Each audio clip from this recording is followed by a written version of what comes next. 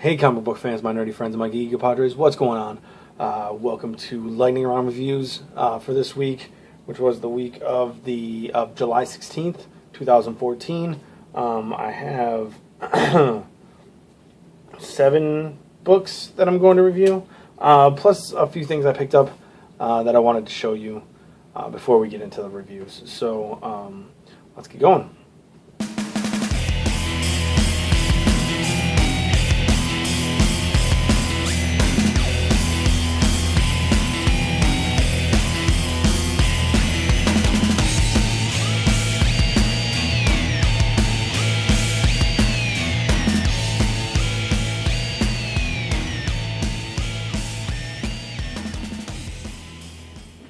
Okay, like I said, I picked up a few things the other day and just kind of wanted to show you. So it's like a mini trade haul. First, we have Sandman. This is World's End. I forget which volume this is. I just know I didn't have it before. So, yeah, picked it up. It was $8. As you guys know, I'm trying to collect this in trade. So I picked it up in trade anyway. Picked something else up that I've read before, but never purchased. I borrowed it from a friend and really enjoyed it, but never went any further than that. So this is Chew Volume 1. And then to kind of go with that, Chew Volume 2 and Chew Volume 3. Each of these I picked up for $6 a piece, which is pretty fantastic. It's about half price because they're like $13 a piece if you like cover price. So yeah, started off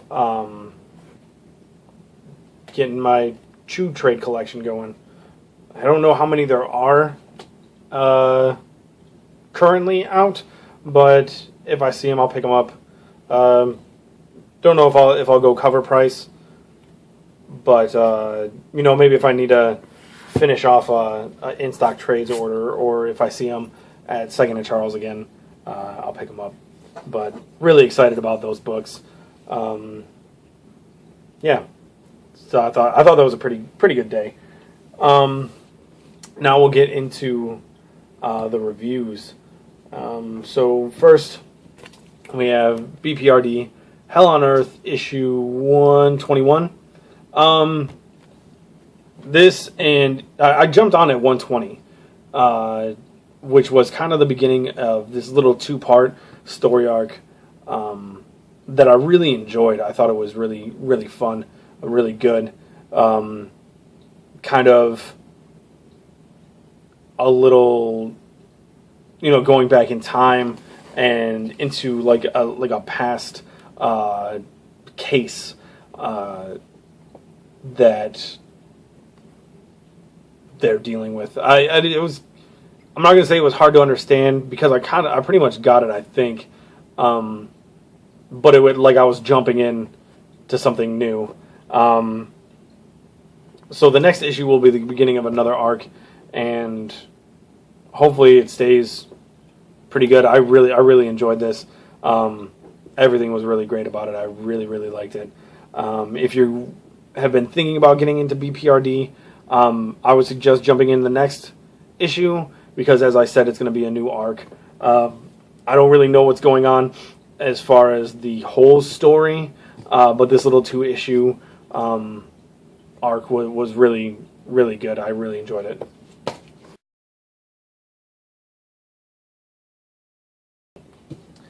Then we have Harbinger issue 25. This is a special anniversary issue. It was $4.99, but it was worth it. There's a little recap of what's going on so far in the beginning. There is a new story. It kind of like it's the continuation of what's been going on, and kind of leaves you with more questions, which is great because pretty sure there's going to be another Harbinger event coming up soon. I forget what it's called. I want to say it was like Omega or something like that.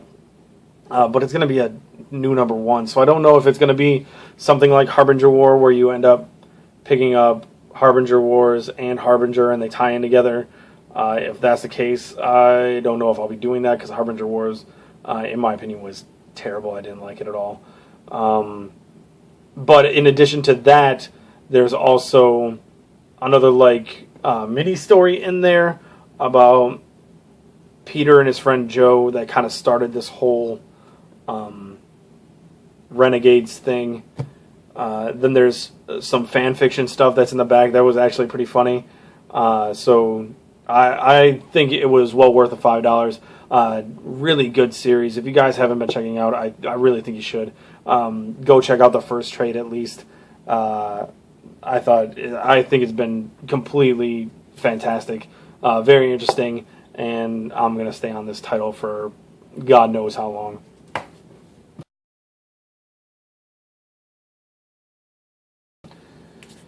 Then we have Magneto. This is issue 7. In here we have Magneto kind of surrendering himself, being caught by these mutant kidnappers, really. They pit mutants against beasts, as you can see here, to the death. And what happens is pretty freaking awesome. This book, if you're not reading it, I don't know what you're thinking. It's a fantastic book. If you're questioning picking this up, pick it up. If you can go back and find issues 1 through 7, get them all, because it's just been a fantastic story, a great ride. Each issue has just been phenomenal. If you're not picking it up, you really, really should. The only one complaint I had about this book is that, not really halfway, but towards the beginning, the art changes and gets kind of rough. I wasn't a huge fan of that. It changed back towards the end, which I was happy with, but I hate it when it's mid-book and the art changes. It's pretty annoying. But aside from that, the story was fantastic. Really, really good issue.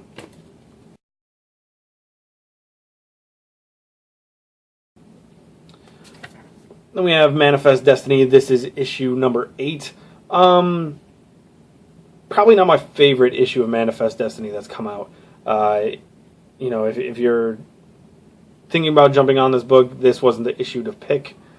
I would go back, grab the first trade, and then jump on, because you'll get connected to the characters in the first 6 issues.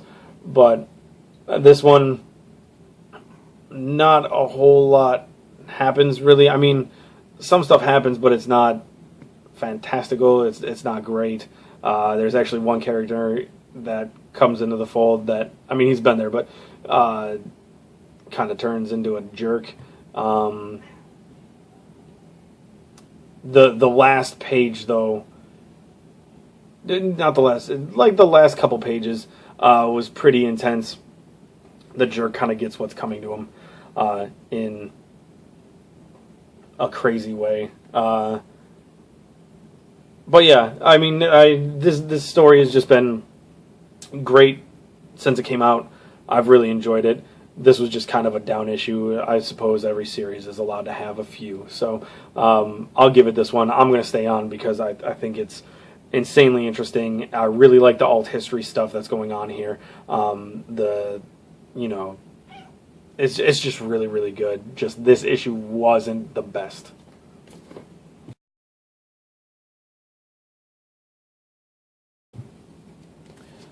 Next, we have Translucid, issue 4. I've said it probably every single time I've read this book, issue by issue. I cannot wait until it's done so I can read the whole thing all together.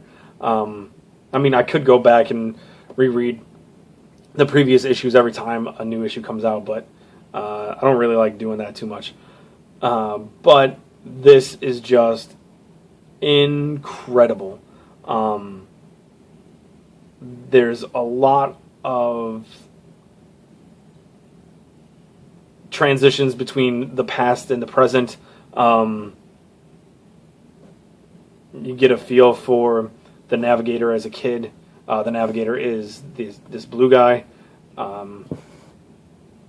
He's the superhero who's been coaxed back into being a hero by a supervillain, which is this horse-headed pink guy you can kind of see there. And he's kind of dealing with a whole lot of stuff, and it's just mind-blowing. It's really, really, really good. If you guys haven't been picking it up, when it comes out in trade, I would suggest getting it. I'm most likely going to double dip on this one and pick up the trade when it comes out, just because it is fantastic. And I think when it comes out in trade, it'll read amazingly. So, yeah, if you're not picking it up, you can. I would suggest trying to pick it up in singles. But if you're kind of hesitant about it, I would wait till the trade comes out and pick that up, because it's just going to be fantastic.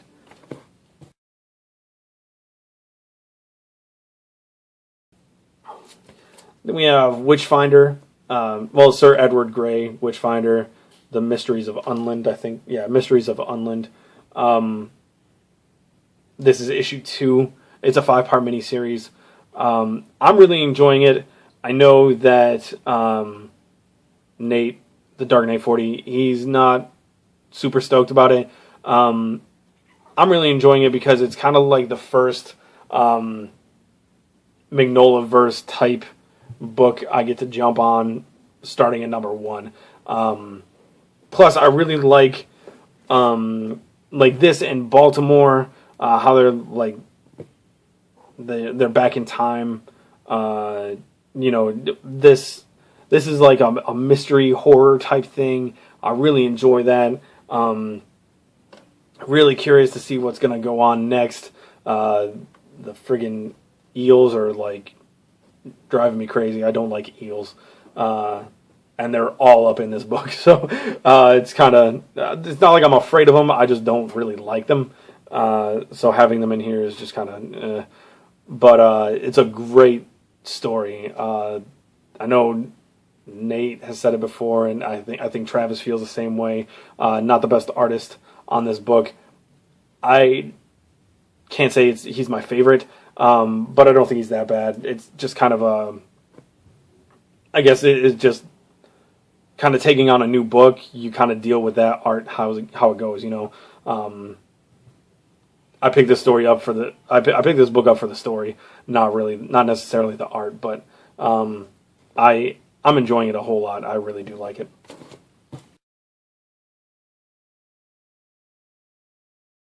And last but not least, this is Life with Archie, issue 36.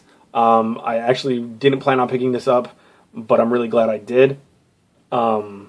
This was the tearjerker of the week for me. This was fantastic in my mind, my opinion. We have this part with Archie where he's just kind of going through what his life has been and what the future could be, and he's just questioning everything in the present. And through this whole issue, they're kind of teasing who Archie married, and you're led to believe it's either Betty or Veronica. That type of thing. That's been Archie forever. He's been with Betty and Veronica since the beginning. This leads you to believe it's gonna give you the answer. Like that's the ultimate answer in an Archie book. And then spoilers, if you guys haven't heard anything about this or you want to, just hit mute for a minute. This begins the death of Archie. He gets shot at the end of this book, and he's kind of bleeding out. And the next issue is supposed to be the end for Archie, I guess. So the next issue comes out this Wednesday, and I believe there's like 5 different covers for it. I'm going to most definitely be picking up one. I might get multiple covers. I'm not sure. But I know there was also multiple covers to this issue. I really like this one that I picked up. I saw Nate picked up a Francavilla one, which makes me want to go find that one because I love all the covers on Afterlife with Archie. So I'd be curious to... I'm not curious. I kind of want to pick that one up too. But we'll see if I can find it. If not, it's not a big deal. I do like this cover. I think it's great. But this event has kind of pushed me back into reading Archie. You know, like I did when I was a kid, so it has this whole nostalgia feel for me. And I've been saying that with Afterlife with Archie. And I've been really enjoying that. And I'm just kind of slowly, seems like I'm getting back into reading Archie. But like I said, I'll definitely be picking up issue 37 that comes out this Wednesday, along with the next issue of Afterlife with Archie. That comes out this Wednesday. So I'll be picking those. It's going to be an Archie strong week this week. But I'm really excited about it. If you guys didn't pick this up, you know, I'm not going to tell you to go out and get it, because there's a lot of people out there who don't like Archie, and I understand that. I'm not a huge fan, but as a part of my childhood, this means a lot to me. Like, this title actually means a lot to me. I kind of want to go back and start picking up older Archie issues. But yeah, this was like a great... I think this was like a great issue. This might even be my pick of the week this week. But I have, like, every book that came out this week was just fantastic. I mean, Manifest Destiny wasn't the greatest, but every book this week has been fantastic. But I'm really leaning towards this being my pick of the week. I usually don't do a pick of the week, but this one kind of does it for me, which is kind of weird. But I really like this issue, and I'm excited what's coming next.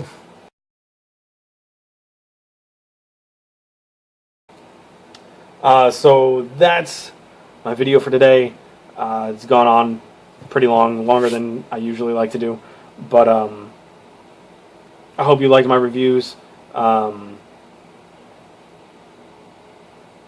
If you ever wonder what I think about a book, if I don't do these videos, you can check me out on Twitter. It's @RunWithComics.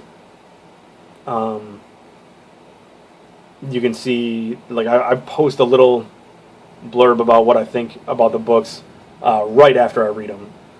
Those ones that screen that comes up in the middle of my reviews, those are all my tweets that I put out after I read the book. So just in case I don't do Lightning Round Reviews that week. But yeah, so that's my video. I'm rambling. I'm going to go read some books, some trades, and I hope you guys enjoyed your books this week, and I'll see you later.